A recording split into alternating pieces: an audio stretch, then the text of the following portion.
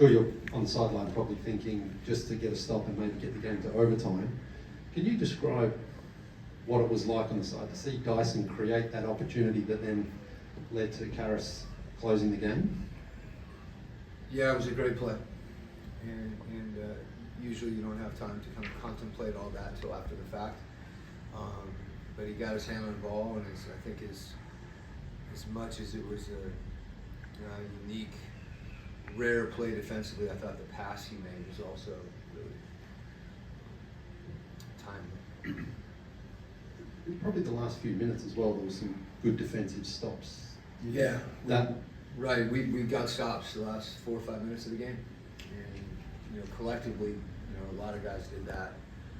Dyson obviously part of that, but I thought our whole team defensively, our level went up, and we were able to defensive rebound too, and we were able to get out and score in those situations. Quinn, it seems that when you guys have success, there are certain metrics that you hit on a consistent basis. You had 80 points in the paint, 30 plus assists, and the turnovers, multiple guys, and scoring, and then the defense. Is there something during the course of the game that you see a trend and you try to make sure you point out the guys so you can stay consistent with it? There's so many, you as you know, Ryan, you gave like 4 or 5 variables, right? So I think that the important thing is when you see those things, what are you doing to prepare to try to make those things happen? How do you get the ball into the paint? Is it in transition? Is it in pick and roll? Is it driving the ball in the half court? It's probably pretty consistent. Points in the paint, good defense, take care of the ball.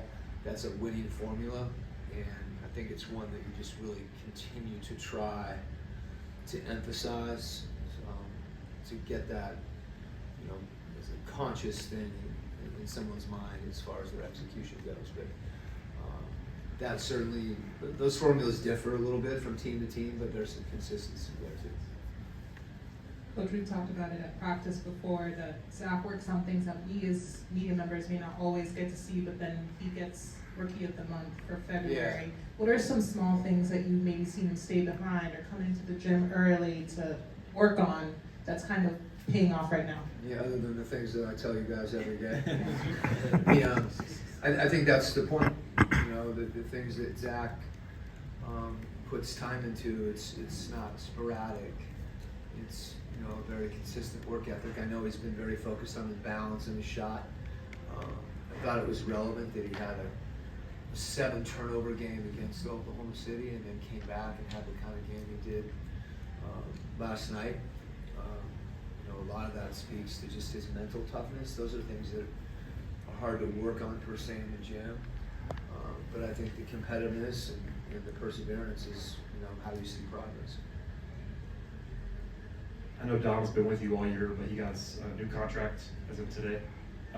What have you seen from him, obviously, with this new milestone for him, his first full standard contract in the league? Yeah, usually when a player, these things evolve throughout the course of a guy's career, and everybody's got a different road, and for Dom, early in the year, he hadn't played a lot of minutes for us at all, and then some injuries happened, and all of a sudden he's thrown in there in a starting role. And I think the important thing, and we actually talked about this, is that sometimes you just can continue to do what you can do, and there are things that are outside your control that really determine whether or not those opportunities present themselves. And in this case, happy for him, happy for the Hawks, and certainly well deserved. Thanks, Coach. Okay.